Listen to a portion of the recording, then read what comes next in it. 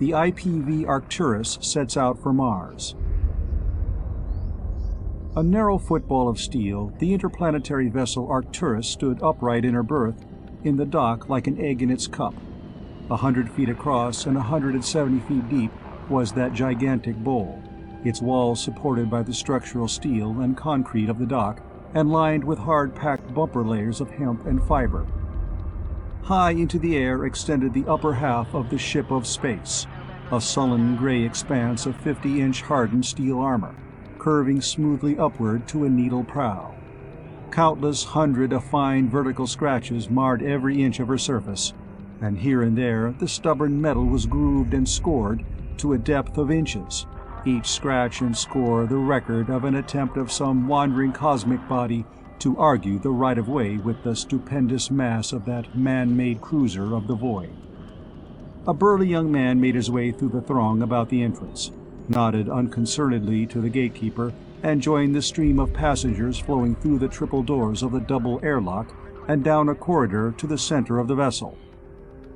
However, instead of entering one of the elevators which were whisking the passengers up to their staterooms in the upper half of the enormous football, he in some way caused an opening to appear in an apparently blank steel wall and stepped through it into the control room. "Hi, Breck," the burly one called, as he strode up to the instrument desk of the chief pilot and tossed his bag carelessly into a corner. "Behold your computer in the flesh. What's all this howl and fuss about poor computation?" "Hello, Steve." The chief pilot smiled as he shook hands cordially. "Glad to see you again, but don't try to kid the old man. I'm simple enough to believe almost anything, but some things just aren't being done. We have been yelling and yelling hard for trained computers ever since they started writing us about every 1 centimeter change in acceleration. But I know that you're no more than IP computer than I am a digger Indian. They don't shoot sparrows with coast defense guns." "Thanks for the compliment, Breck, but I'm your computer for this trip anyway. Newton, the good old egg, knows what you fellows are up against, and is going to do something about it, if he has to lick all the rest of the directors to do it. He knew that I was loose for a couple of weeks, and asked me to come along this trip to see what I could see. I'm to check the observatory data. They don't know I'm aboard. Take the peaks and valleys off your acceleration curve, if possible, and report to Newton just what I find out, and what I think should be done about it. How early am I?" While the newcomer was talking, he had stripped the covers from a precise scale model of the solar system and from a large and complicated calculating machine, and had set to work without a wasted motion or instant, scaling off upon the model the positions of the various check stations and setting up long and involved integrals and equations upon the calculator. The older man studied the broad back of the younger, bent over his computations, and a tender, almost fatherly smile came over his careworn face as he replied, "Early? You? Just like you always were, plus 15 seconds on the deadline. The final dope is due right now." He plugged the automatic recorder and speaker into a circuit marked Observatory, waited until a tiny light above the plug flashed green, and spoke. "IPV Arcturus, Breckenridge, Chief Pilot, trip number 4329, ready for final supplementary route and flight data. Tell us to Mars." "Meteoric swarm still too numerous for safe travel along the scheduled route," came promptly from the speaker. "You must stay further away from the plane of the ecliptic. The ether will be clear for you along route E2, P6, W41, K3, R19, S7, M14. You will hold a constant acceleration of 981.27 centimeters between initial and final check stations. Your takeoff will be practically unobstructed, but you will have to use the utmost caution in landing upon Mars, because in order to avoid a weightless detour and a loss of 31 minutes, you must pass very close to both the Martian satellites. To do so safely, you must pass the last meteorological station, M14, on scheduled time plus or minus 5 seconds, at scheduled velocity plus or minus 10 meters, with exactly the given negative acceleration of 981.27 centimeters, and exactly upon the pilot ray M14 will have set for you. All X. Breckenridge studied his triplex chronometer intently, then unplugged and glanced around the control room, in various parts of which half a dozen assistants were loafing at their stations. "Control and power checkout, hype," he barked. "Driving converters and projectors." The first assistant scanned his meters narrowly as he swung a multi-point switch in a flashing arc. "Converter efficiency 100, projector reactivity 100, on each of numbers 1 to 45 inclusive. All X." "Dirigible projectors." Two more gleaming switches leaped from point to point. "Converter efficiency 100, projector reactivity 100, dirigibility 100 on each of numbers 1 to 32 inclusive of upper band, and numbers 1 to 32 inclusive of lower band. All X." "Gyroscopes." 35,000. Drivers in equilibrium at 10 degrees plus. All X. "Upper lights and lookout plates." The second assistant was galvanized into activity, and upon a screen before him there appeared a view as though he were looking directly upward from the prow of the great vessel. The air above them was full of aircraft of all shapes and sizes, and occasionally the image of one of that flying horde flared into violet splendor upon the screen as it was caught in the mighty roving beam of one of the 12 ultralight projectors under test. "Upper lights and lookout plates, all X," the second assistant reported, and other assistants came to attention as the checkout went on. "Lower lights and lookout plates." "All X," was the report, after each of the 12 ultralights of the stern had swung around in its supporting brackets, illuminating every recess of the dark depths of the bottom well of the berth, and throwing the picture upon the screen in lurid violet relief. "Lateral and vertical detectors." "Laterals XP2710, all X. Verticals AJ4290, all X." "Receptors." 15,270 kilofrancs, all X. "Accumulators." 700,000 kilofranc hours, all X. Having thus checked and tested every function of his department, Breckenridge plugged into Captain, and when the green light went on, "Chief Pilot, check out, all X," he reported briefly. "All X," acknowledged the speaker, and the chief pilot unplugged. 15 minutes remained, during which time one department head after another would report to the captain of the liner that everything in his charge was ready for the stupendous flight. "All X, Steve?" Breckenridge turned to the computer. "How do you check acceleration and power with the observatory?" "Not so good, old bean." The younger man frowned in thought.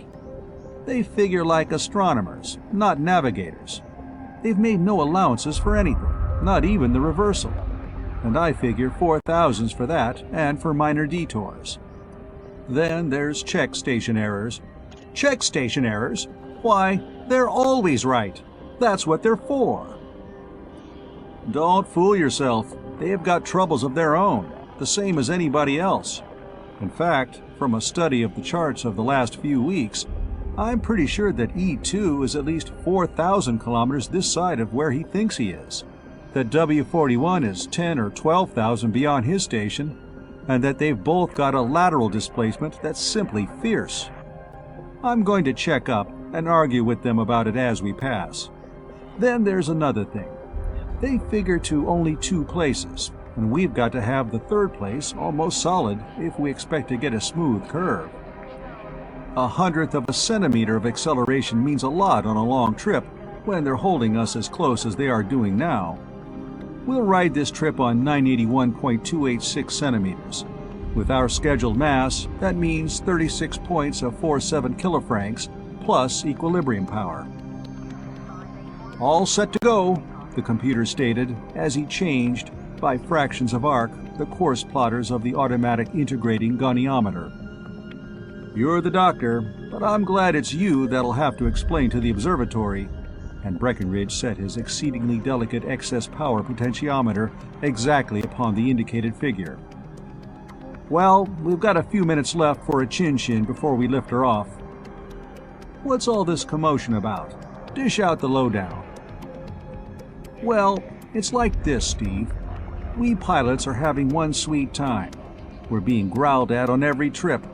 The management squawks if we're 30 seconds plus or minus at the terminals, and the passenger department squalls if we change acceleration 5 centimeters total en route. Claims it upsets the dainty customers and loses business for the road. They're tightening up on us all the time. A couple of years ago, you remember, it didn't make any difference what we did with the acceleration as long as we checked in somewhere near zero time. We used to spin 'em dizzy when we reversed at the halfway station, but that kind of stuff doesn't go anymore. We've got to hold the acceleration constant and close to normal. Got to hold our schedule on zero, plus or minus 10 seconds. And yet, we've got to make any detours they tell us to, such as this 7 million kilometer thing they handed us just now. To make things worse, we've got to take orders at every check station. And yet, we get the blame for everything that happens as a consequence of obeying those orders. Of course, I know as well as you do that it's rotten technique to change acceleration at every check station. But we've told them over and over that we can't do any better until they put a real computer on every ship, and tell the check stations to report meteorites and other obstructions to us, and then to let us alone. So, you'd better recommend us some computers. You're getting rotten computation, that's a sure thing, and I don't blame you pilots for yelling. But I don't believe that you've got the right answer. I can't help but think that the astronomers are lying down on the job. They are so sure that you pilots are to blame that it hasn't occurred to them to check up on themselves very carefully. However, we'll know pretty quick, and then we'll take steps. I hope so. But say, Steve, I'm worried about using that much plus equilibrium power. Remember, we've got to hit M14 in absolutely good shape, or plenty heads will drop. I'll say they will. I know just how the passengers will howl if we hold them weightless for half an hour, waiting for those 2 moons to get out of the way. And I know just what the manager will do if we check in minus 31 minutes. Wow, he'll swell up and bust, sure. But don't worry, Breck. If we don't check in all right, anybody can have my head that wants it. And I'm taking full responsibility, you know. You're welcome to it.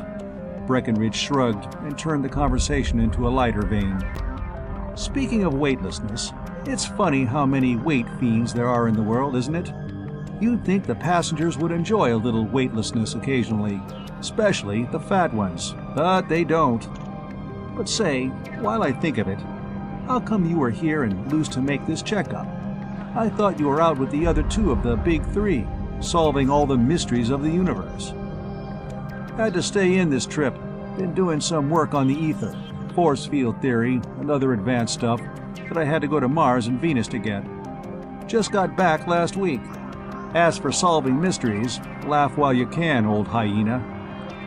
You and a lot of other dim bulbs think that Roser's rays are the last word, that there's nothing left to discover, are gonna get jarred loose from your hinges one of these days. When I came in 9 months ago, they were hot on the trail of something big, and I'll bet they bring it in. Out upon the dock, an insistent siren blared a crescendo and diminuendo blast of sound, and 2 minutes remained. In every stateroom and in every lounge and saloon, speakers sounded a warning. For a short time, while we are pulling clear of the gravitational field of the Earth, walking will be somewhat difficult, as everything on board will apparently increase in weight by about 1/5 of its present amount. Please remain seated, or move about with caution. In about an hour, weight will gradually return to normal. We start in 1 minute. "Hype!" barked the chief pilot as a flaring purple light sprang into being upon his board, and the assistants came to attention at their stations. "Seconds. 4, 3, 2, 1, lift!" He touched a button, and a set of plunger switches drove home. releasing into the 45 enormous driving projectors the equilibrium power, the 15,000 and odd kilofrancs of energy that exactly counterbalanced the pull of gravity upon the mass of the cruiser.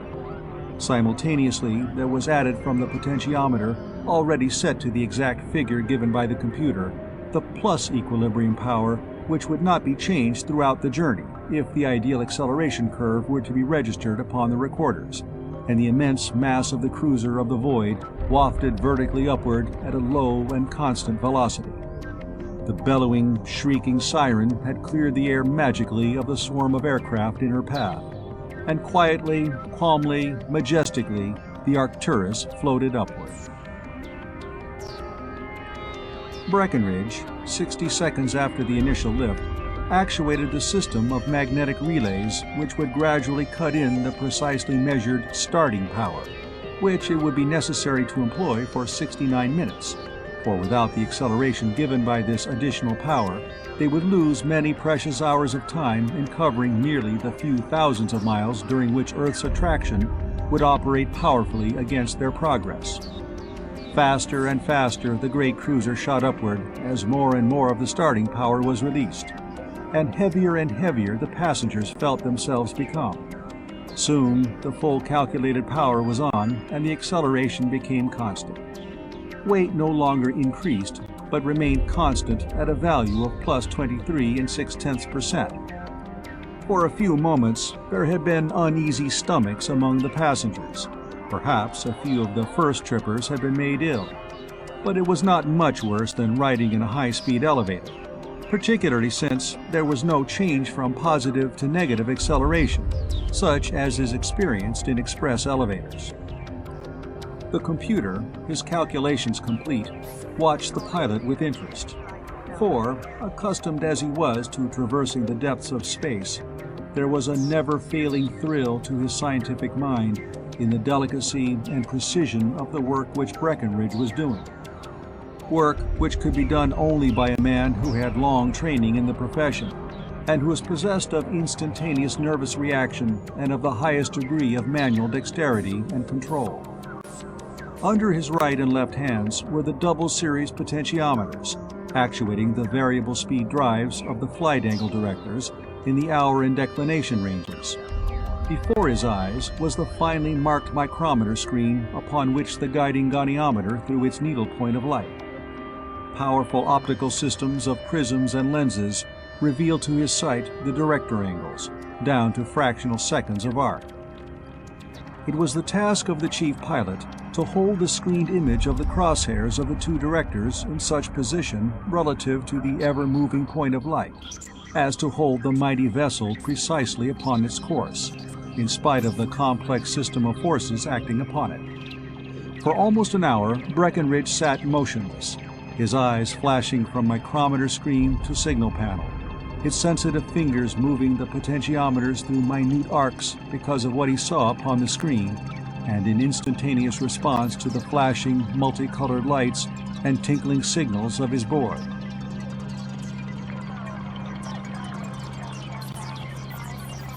"30 minutes to Litchfield."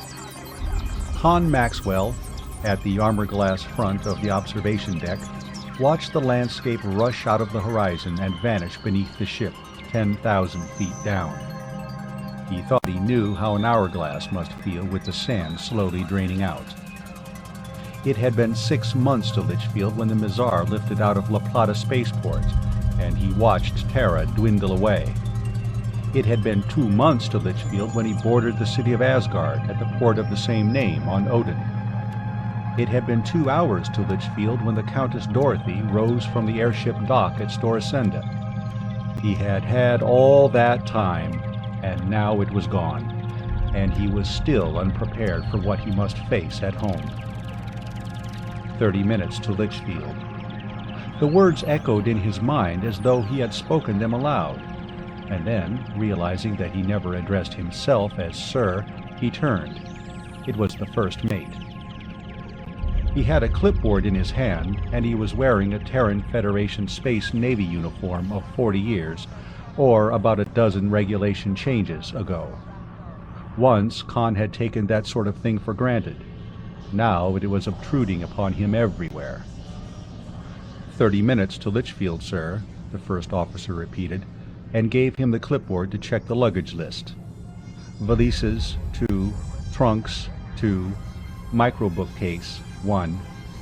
The last item fanned a small flicker of anger, not at any person, not even at himself, but at the whole infernal situation. He nodded. That's everything. Not many passengers left aboard, are there? You're the only one, first class, sir. About 40 farm laborers on the lower deck. He dismissed them as mere cargo.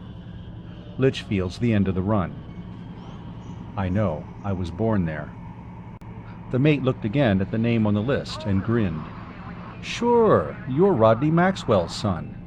Your father's been giving us a lot of freight lately. I guess I don't have to tell you about Litchfield. Maybe you do. I've been away for 6 years. Tell me, are they having labor trouble now? Labor trouble? The mate was surprised. You mean with the farm tramps? 10 of them for every job, if you call that trouble. Well, I noticed you have steel gratings over the gangway heads to the lower deck, and all your crewmen are armed. Not just pistols, either. Oh, that's on account of pirates. Pirates? Khan echoed. Well, I guess you'd call them that.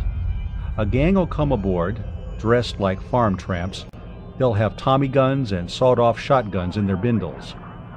When the ship's airborne and out of reach of help, they'll break out their guns and take her. Usually kill all the crew and passengers. They don't like to leave live witnesses, the mate said. You heard about the Harriet Barn, didn't you? She was transcontinental and overseas, the biggest contragravity ship on the planet. They didn't pirate her, did they? The mate nodded. 6 months ago, Blackie Perala's gang.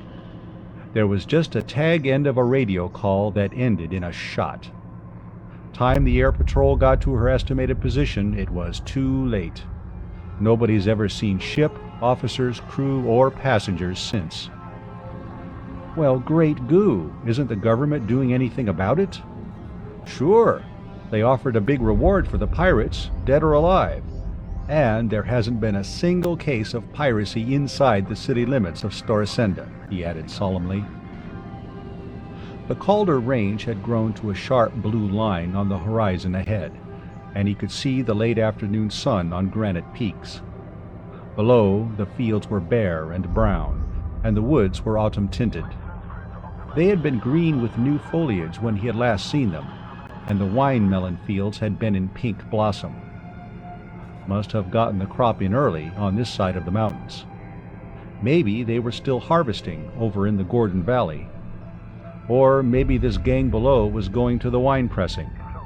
Now that he thought of it, he'd seen a lot of cask staves going aboard at Storsenda. Yet there seemed to be less land under cultivation now than 6 years ago. He could see squares of bracken and low brush that had been melon fields recently, among the new forest that had grown up in the past 40 years. The few stands of original timber towered above the second growth like hills. Those trees had been there when the planet had been colonized. That had been 200 years ago, at the beginning of the 7th century atomic era. The name Poitem told that, Syromanticist movement, when they were rediscovering James Branch Cabell. Old Genji Gartner, the scholarly and half-piratical space rover, whose ship had been the first to enter the Tri-System, had been devoted to the romantic writers of the pre-atomic era. He had named all the planets of the Alpha System from the books of Cabell, and those of Beta from Spencer's Faerie Queene, and those of Gamma from Rabelais. Of course, the camp village at his first landing site on this one had been called Storsenda. 30 years later, Genji Gartner had died there, after seeing Storsenda grow to a metropolis, and Poitem become a member republic in the Terran Federation. The other planets were uninhabitable except in airtight dome cities, but they were rich in minerals. Companies had been formed to exploit them. No food could be produced on any of them except by carniculture and hydroponic farming. and it had been cheaper to produce it naturally on Poitem. So Poitem had concentrated on agriculture and had prospered, at least for about a century. Other colonial planets were developing their own industries. The manufactured goods the Garter Trice system produced could no longer find a profitable market. The mines and factories on Jurgen and Koshai, on Britomart and Kalidor, on Panurg and the moons of Pantagruel closed, and the factory workers went away.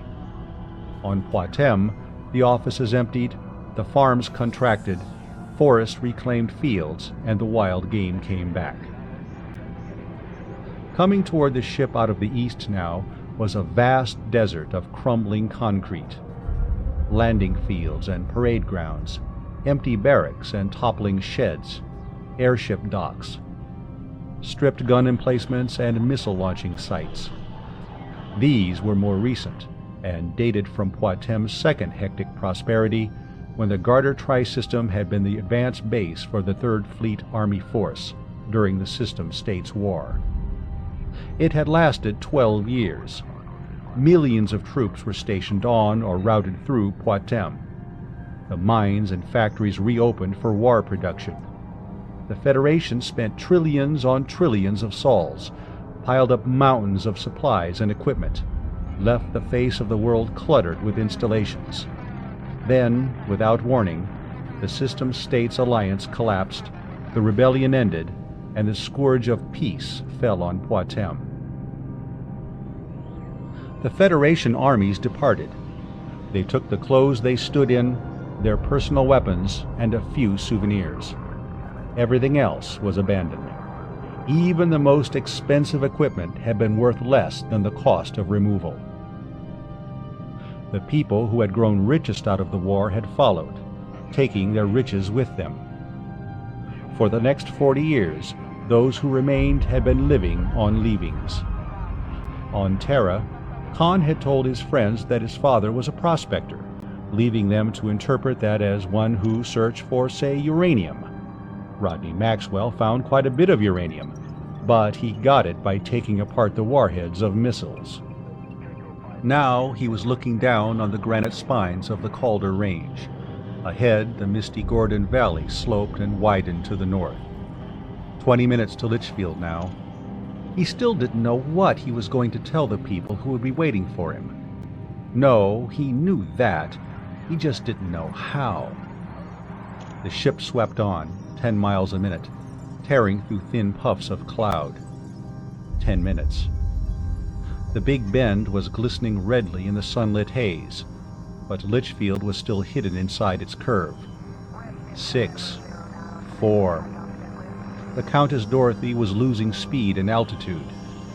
Now he could see it, first a blur and then distinctly. The airlines building, so thick as to look squat for all its height. The yellow block of the distilleries under the plume of steam. High Garden Terrace, the mall. Moment by moment, the stigmata of decay became more evident. Terraces empty or littered with rubbish, gardens untended and choked with wild growth, blank staring windows, walls splotched with lichens. At first he was horrified at what had happened to Litchfield in 6 years. Then he realized that the change had been in himself. He was seeing it with new eyes, as it really was. The ship came in 500 feet above the mall, and he could see cracked pavements sprouting grass, statues askew on their pedestals, waterless fountains. At first he thought one of them was playing, but what he had taken for spray was dust blowing from the empty basin. There was a thing about dusty fountains, some poem he'd read at the university. The fountains are dusty in the graveyard of dreams. The hinges are rusty, they swing with tiny screens. Was Poitem a graveyard of dreams? No, junkyard of empire. The Terran Federation had impoverished 100 planets, devastated a score, actually depopulated at least 3 to keep the System States alliance from seceding. It hadn't been a victory, it had only been a lesser defeat. There was a crowd, almost a mob on the deck, nearly everybody in topside Litchfield. He spotted old Colonel Zareth, with his white hair and plum-brown skin, and Tom Brangwyn, the town marshal, red-faced and hulking above everybody else. Kurt Fawsey, the mayor, well to the front. Then he saw his father and mother and sister Flora and waved to them. They waved back, and then everybody was waving. The gangway port opened, and the Academy band struck up, enthusiastically if inexpertly, as he descended to the dock. His father was wearing a black suit with a long coat, cut in the same pattern as the one he had worn 6 years ago. Blackout curtain cloth. It was fairly new, but the coat had begun to acquire a permanent wrinkle across the right hip, over the pistol butt. His mother's dress was new, and so was Flora's, made for the occasion. He couldn't be sure just which of the Federation armed forces had provided the material, but his father's shirt was Med-Service Sterilon. Ashamed to be noticing things like that, he clasped his father's hand, kissed his mother, embraced his sister. There were a few, but very few, gray threads in his father's mustache, a few more squint wrinkles around the eyes. His mother's hair was all gray now, and she was heavier. She seemed shorter, but that would be because he'd grown a few inches in the last 6 years. For a moment, he was surprised that Flora actually looked younger. Then he realized that to 17, 23 is practically middle age, but to 23, 29 is almost contemporary. He noticed the glint on her left hand and caught it to look at the ring. "Hey, Zarathustra Sunstone. Nice," he said. "Where is he, sis?" He'd never met her fiancé. Wade Lucas hadn't come to Litchfield to practice medicine until the year after he'd gone to Terra. "Oh, emergency," Flora said. "Obstetrical case. That won't wait on anything. In Tramp Town, of course. But he'll be at the party." Oops, I shouldn't have said that. That's supposed to be a surprise. "Don't worry, I'll be surprised," he promised. Then Kurt Fawsey was pushing forward, holding out his hand. Thinner and grayer, but just as effusive as ever. "Welcome home, Khan. Judge, shake hands with him and tell him how glad we all are to see him back. Now, Franz, put away the recorder. Save the interview for the Chronicle till later. Ollie, Professor Kelton, one pupil Litchfield Academy can be proud of." He shook hands with them, Judge Ledoux, Franz Beltran, old Professor Dolph Kelton. They were all happy. How much, he wondered, because he was Con Maxwell, Rodney Maxwell's son, home from Terra, and how much because of what they hoped he'd tell them. Kurt Fawsey, edging him aside, was the first to speak of it. "Con, what did you find out?" he whispered. "Do you know where it is?" He stammered, then saw Tom Brangwyn and Colonel Clem Zareth approaching, the older man tottering on a silver-headed cane, and the younger keeping pace with him. Neither of them had been born on Quatem. Tom Brangwyn had always been reticent about where he came from, but Hathor was a good guess. There had been political trouble on Hathor 20 years ago. The losers had had to get off-planet in a hurry to dodge firing squads. Clem Zareth never was reticent about his past. He came from Ashmodai, one of the system state's planets, and he had commanded a regiment, and finally a division that had been blasted down to less than regimental strength in the Alliance Army. He always wore a little rosette of System States black and green on his coat. "Hello, boy," he croaked, extending a hand. "Good to see you again." "It sure is, Con," Town Marshal agreed, then lowered his voice. "Find out anything definite?" "We didn't have much time, Con," Kurt Fawsey said, "but we've arranged a little celebration for you. We'll start it with a dinner at Senta's." "You couldn't have done anything I'd have liked better, Mr. Fawsey. I'd have to have a meal at Senta's before I'd really feel at home." Well, it'll be a couple of hours. Suppose we all go up to my office in the meantime. Give the ladies a chance to fix up for the party, and have a little drink and talk together." "You want to do that, Con?" his father asked. There was an odd undertone of anxiety or reluctance in his voice. "Yes, of course, I'd like that." His father turned to speak to his mother and Flora. Kurt Fawsey was speaking to his wife, interrupting himself to shout instructions to some laborers who were bringing up a contragravity skid. Han turned to Colonel Zareth. "Good melon crop this year?" he asked. The old rebel cursed. "Gehenna of a big crop. We're up to our necks in melons. This time next year we'll be washing our feet in brandy." "Hold on to it and age it. You ought to see what they charge for a drink of Poitem brandy on Terra." "This isn't Terra, and we aren't selling it by the drink," Colonel Zareth said. "We're selling it at Storasenda Spaceport, for what the freighter captains pay us. You've been away too long, Con. You've forgotten what it's like to live in a poorhouse." The cargo was coming off now. Cask staves and more cask staves. Zareth swore bitterly at the sight, and then they started toward the wide doors of the shipping floor inside the airline's building.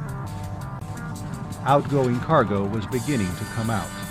Casks of brandy, of course, and a lot of boxes and crates, painted light blue and bearing the yellow trefoil of the 3rd Fleet Army Force and the 8-pointed red star of Ordnance.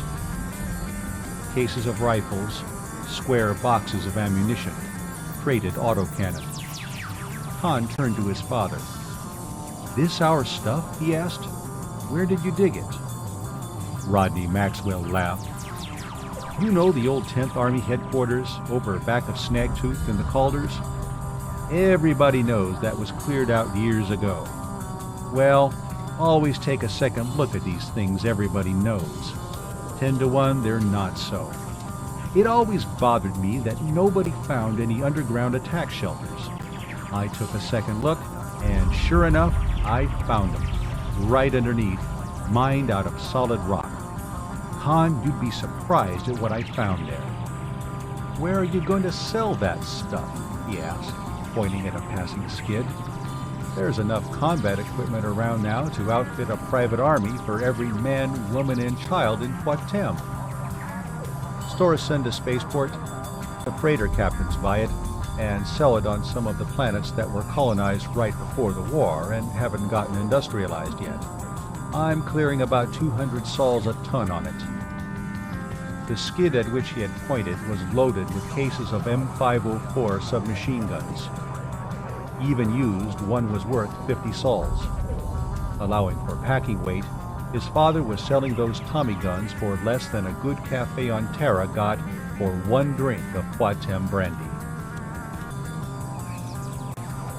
The moment arrived when Terry Holt realized that he was simply holding the bag for Jimenez Isia, Jimenez and Company in the city of Manila.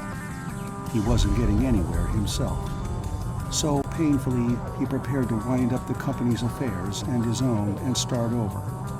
It seemed appropriate to take inventory, consult the police. They'd been both amiable and cooperative, and then make new plans.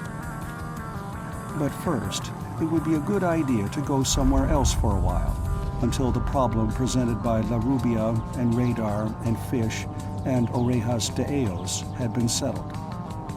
He was at work on the inventory when the door opened, the warning bell tinkled, and the girl came into the shop. He looked up with a wary eye, glancing over the partition separating the workshop area in which the merchandise sold by Jimenez Isia was assembled. There were certain people he felt should not come into the shop. The police agreed with him. He was prepared to throw out anybody who came either to demand that he build something or else, or to demand that he not build it or else. In such forcible ejections, he would be backed by the authorities of the city and the Philippine Republic. But this customer was a girl. She was a pretty girl. She was pleasantly tanned. Her makeup, if she wore any, looked natural, and she carried a sizable parcel under her arm. She turned to close the door behind her. She was definitely from the United States. So Terry said in English, "Good afternoon. Can I do something for you?" She looked relieved. "Ah, we can talk English," she said gratefully. "I was afraid I'd have trouble. I do have trouble with Spanish." Terry came out from behind the partition marking off the workshop. The shop was 17 feet wide, and its larger expanse of plate glass said, "Jimenez Isia," in large letters. Terry's now vanished partner Jimenez had liked to see his name in large print. Under the name was the line, "Especialidades Electrónicas y Físicas." This was Terry's angle. He assembled specialties in the line of electronics and modern physics. Jimenez had sold them, not wisely, but too well.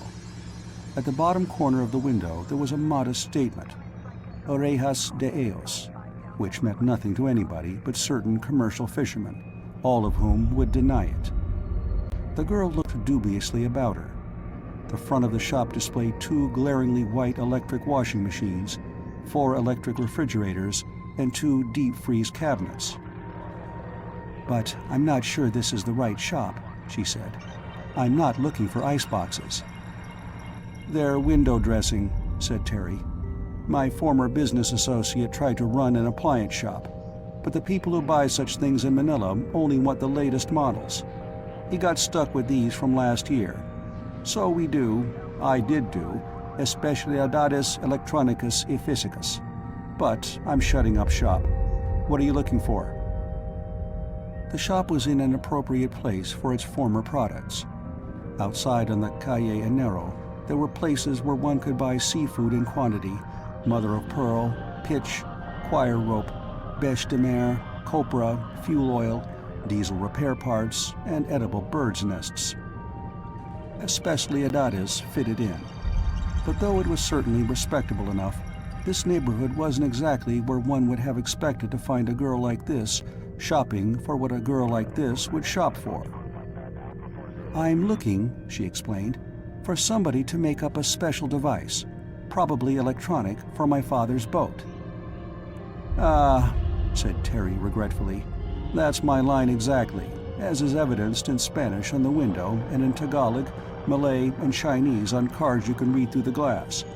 But I'm suspending operations for a while. What kind of special device? Radar? No. I doubt you'd want Orejas de Ellos." "What are they?" "Submarine ears," said Terry, "for fishing boats. The name is no clue at all. They pick up underwater sounds, enabling one to hear surf a long way off, which may be useful. And some fish make noises, and the fishermen use these ears to eavesdrop on them and catch them. You wouldn't be interested in anything of that sort." The girl brightened visibly. "But I am. Something very much like it, at any rate. Take a look at this and see what my father wants to have made." She put her parcel on a deep freeze unit and pulled off its paper covering. The object inside was a sort of curved paddle with a handle at one end. It was about 3 feet long and made of light-colored fibrous wood, and on the convex part of its curvature it was deeply carved in peculiar transverse ridges. "A fish-driving paddle," she explained, "from Alua." He looked it over. He knew vaguely that Alua was an island somewhere near Bohol. "Naturally, a fish-driving paddle is used to drive fish," she said. "To herd them, you might say. People go out in shallow water and form a line. Then they whack paddles like these on the surface of the water. Fish try to get away from the sound, and the people herd them where they want them, into fish traps usually. I've tried this while wearing a bathing suit. It makes your skin tingle. Smart, rather. It's a sort of pins and needles sensation. Fish would swim away from an underwater noise like that." Terry examined the carving. "Well?" "Of course, we think there's something special about the noise these paddles make. Maybe a special waveform?" "Possibly," he admitted. "But we want something else to do the same trick on a bigger scale. Directional, if possible. Not a paddle, of course. Better, bigger, stronger, continuous. We want to dry fish, and this paddle's limited in its effect." "Why dry fish?" asked Terry. "Why not?" asked the girl. She watched his face. He frowned a little, considering the problem the girl posed. "Oh, Eos might object," he said absently. "Who?" "Eos," he repeated. "It's a superstition. The word means they or them. Things under the ocean who listen to the fish and the fishermen." "You're not serious." It was a statement. "No," he admitted, still eyeing the paddle. "But the modern, business-like fishermen who buy submarine ears for sound business reasons call them Oreus de Eos, and everybody knows what they mean, even in the modernized fishing fleet." "Which," said the girl, "Jimenez Isia has had a big hand in modernizing. That's why I came to you. Your name is Terry Holt, I think. An American Navy captain said you could make what my father wants." Terry nodded suddenly to himself. "What you want," he said abruptly, "might be done with a tape recorder, a submarine ear, and an underwater horn. You'd make a tape recording of what these whackings sound like underwater, edit the tape to make the whackings practically continuous, and then play the tape through an underwater horn to reproduce the sounds at will. That should do the trick." "Good. How soon can you do it?" she asked. "I'm afraid not at all," said Terry. "I find I've been a little too efficient in updating the fishing fleet. I'm leaving the city for the city's good." She looked at him inquiringly. "No," he assured her. "The police haven't asked me to leave. They're glad I'm going, but they're cordial enough, and it's agreed that I'll come back when somebody else finds out how La Rubia catches her fish." "La Rubia?" "The Redhead," he told her. "It's the name of a fishing boat. She's found some place where fish practically fight to get into her nets. For months now, she's come back from every trip loaded down gunwale deep. And she makes her trips fast. Naturally, the other fishermen want to get in on the party." "So?" "The Bonanza voyages," Terry explained, "started immediately after La Rubia had submarine ears installed. Immediately, all the other boats installed them. My former partner sold them faster than I could assemble them, and nobody regrets them. They do increase the catches, but they don't match La Rubia. She's making a mint of money. She's found some place, or she has some trick, that loads her down deep every time she puts out to sea." The girl made an interrogative sound. "The other fishermen think it's a place," Terry added, "so they ganged up on her. 2 months back, when she sailed, the entire fishing fleet trailed her. They stuck to her closer than brothers. So she sailed around for a solid week and never put a net overboard. Then she came back to Manila empty. They were furious. The price of fish had gone sky high in their absence. They went to sea to make some money regardless. When they got back, they found La Rubia had sailed after they left, got back before they returned, and she was just loaded with fish, and the market was back to normal. There was bad feeling. There were fights. Some fishermen landed in the hospital, and some in jail." A motor truck rolled by on the street outside the shop of the now moribund Jimenez Isia. The girl automatically turned her eyes to the source of the noise. Then she looked back at Terry. "And then my erstwhile associate Jimenez had a brainstorm," said Terry ruefully. "He sold the skipper of La Rubia on the idea of short-range radar. I built a set for him. It was good for possibly 20 miles. So La Rubia sailed in the dark of the moon with 50 fishing boats swearing violent oaths that they'd follow her to hell and gone. When night fell, La Rubia put out her lights, used her radar to locate the other boats who couldn't see her, and sneaked out from their midst. She came back loaded down with fish. There were more fights, and more men in the hospital and in jail. Some of La Rubia's men boasted that they used radar to dodge their rivals, and that's how the police got interested in me." The girl had listened interestedly. "Why?" "Oh, Jimenez began to take orders for radar from other fishing boat owners. If LaRubia could dodge them by radar, they could trail her by radar even in the dark. So the skipper and crew of LaRubia promised blood-curdling things as Jimenez's fate if he delivered a radar set to anybody else. Then the skippers and crews of other boats made even more blood-curdling threats if he didn't deliver radar to them. So Jimenez ran away, leaving me to hold the bag. The girl nodded. And therefore, said Terry, I'm shutting up shop. I'll turn the inventory over to the police and go off somewhere until someone learns where LaRubia gets her fish. When things calm down again, I'll come back and start a business once more, without Jimenez. I'll probably stick to electric eye doors, burglar alarms, closed-circuit television systems, and things like that. Then I might make this underwater broadcasting device if your father still wants it. I'd better not now. We heard about your problem, said the girl, almost exactly the way you just explained it. Terry stared. Then he said politely, "Oh, you did?"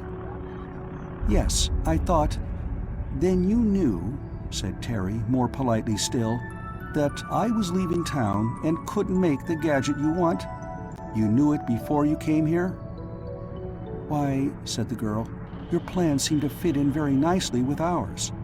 We've got a 60-foot schooner and we're sailing around. My father wants something like what you described.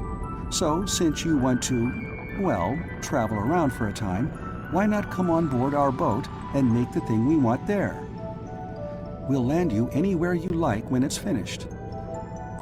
"Thanks," said Terry, with a very great politeness indeed. "I think I made a fool of myself explaining. You knew it all beforehand. I'm afraid I bored you horribly. You probably even know that Jimenez took all the funds when he ran away." She hesitated and then said, "Yes, we thought—" "That I should have trouble raising steamer fare to any place at all," he said without cordiality. "And I will. You had that information too, didn't you?"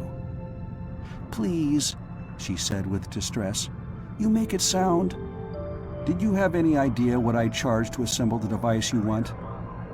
"If you'll name a price." Terry named one. He was angry. The sum was far from a small one. It was, in fact, exorbitant. But he felt that he'd made a fool of himself responding to her encouragement by telling her things she already knew. She opened her purse and peeled off bills. She put them down. "I'll leave the paddle with you," she said crisply. "Our boat is the Esperance. You'll find it—" She named the anchorage, which was that of Manila's most expensive yacht club. "There's a launch which will bring you out whenever you're ready to sail. It would be nice if you could sail tomorrow, and nicer if you could come aboard today." She nodded in friendly fashion, opened the door, the bell jangled, and went out. Terry blinked. Then he swore and snatched up the pile of bills. Two fluttered to the floor, and he lost time picking them up. He went out after her, the money in his hand. He saw a taxicab door close behind her, 3 or 4 doors down the street. Instantly, the cab was in mad career away. The taxicabs of Manila are driven by a special breed of chauffeurs. It is said that they are all escaped lunatics with homicidal tendencies. The cab went roaring down the Calle Enero's cluttered length and turned the corner. Terry went back to the shop. He swore again. He looked at the money in his hand. It totaled exactly the excessive amount he named as the price of electronic fish driving unit, including an underwater horn. "The devil!" he said angrily. He felt the special indignation some men feel when they are in difficulties which their pride requires them to surmount by themselves, and somebody tries to help. The indignation is the greater as they see less chance of success on their own. Terry's situation was offensive to him because he shouldn't be in this kind of situation at all. Or rather, his troubles were not foreseeable by the most competent of graduate electronic engineers. He trained for the work he'd undertaken. He'd prepared himself for competence. At graduation, he'd encountered the representatives of at least 3 large corporations, who were snapping up engineers as soon as they left the cloistered halls of learning. Terry'd asked how many men were employed in the category he'd fit in. When one representative boasted that 10,000 such engineers were on his company's payroll, Terry declined at once. He wanted to accomplish something himself, not as part of a team of some thousands of members. The smaller the organization, the better one's chance for personal satisfaction. He wouldn't make as much money, but it was a matter of simple logic. If he was better off with a really small company, he'd be best off on his own. And he'd nearly managed it. He'd worked only with Jimenez. Jimenez was the sales organization. Terry was the production staff. In Manila, there was certainly room for special electronic equipment, especialidades electronicas y físicas. He should have had an excellent chance to build up a good business. Starting small, even without capital, he'd confidently expected to be going strong within months. There were taxi fleets to be equipped with shortwave radio. There were burglar alarms to be designed and installed, and all sorts of setups to be engineered. And these things were still in demand. His expectations had a solid foundation. Nobody could have anticipated the disaster caused by La Rubia's phenomenal success in commercial fishery. It was even irrational for it to be a disaster to Terry, but it was. More immediately, though, he was indignant because this girl had known all about him when she came into the shop. She'd probably even known about his gimmicking a standard-designed submarine listening device, so it was really good and really directional. But she'd let him talk, asking seemingly interested questions when she knew the whole business beforehand. And at the end, she'd done a most infuriating thing by paying him in advance for something he'd refused to do, thereby forcing him into the obligation to do it. He fretted. He needed the money. But he objected to being tricked. He went back to the probably senseless business of taking an inventory. Time passed. Nothing happened. Nobody came to the shop. The police had been firm about La Rubia crewmen calling on Terry to make threats. They'd been equally firm about other people calling to make counter threats. No casual customers entered. 2 hours went by. At 4 o'clock, the door opened, with the sound of its tinkling bell, and Police Captain Felicio Horta came in. "Buenas tardes," he said cordially. Terry grunted at him. "I hear," said Horta, "that you leave Manila." Terry asked evenly, "Is that a way of asking me to hurry up and do it?" "Pero no, por supuesto no," protested Horta. "But it is said that you have new and definite plans." "What do you know about them?" demanded Terry. Police Captain Horta said pleasantly, "Officially, nothing.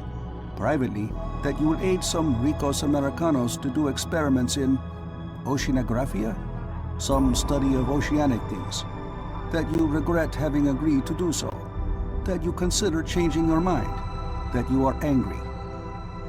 The girl, of course, could have inferred all this from his angry charge out of the shop with the money in his hand.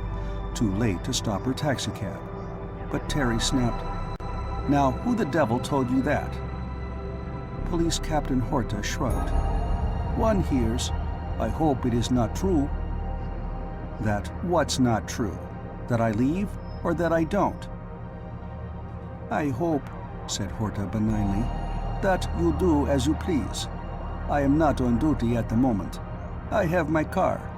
I offer myself to chauffeur you if there is any place you wish to go, to a steamer or anywhere else.